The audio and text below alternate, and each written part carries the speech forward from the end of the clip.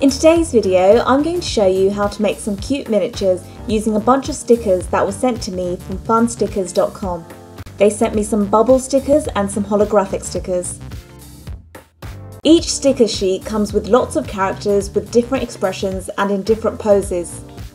And in a recent poll, I asked you guys what type of miniatures you wanted to see, and the majority of you voted for The Simpsons, so that's what I'm going to be making today.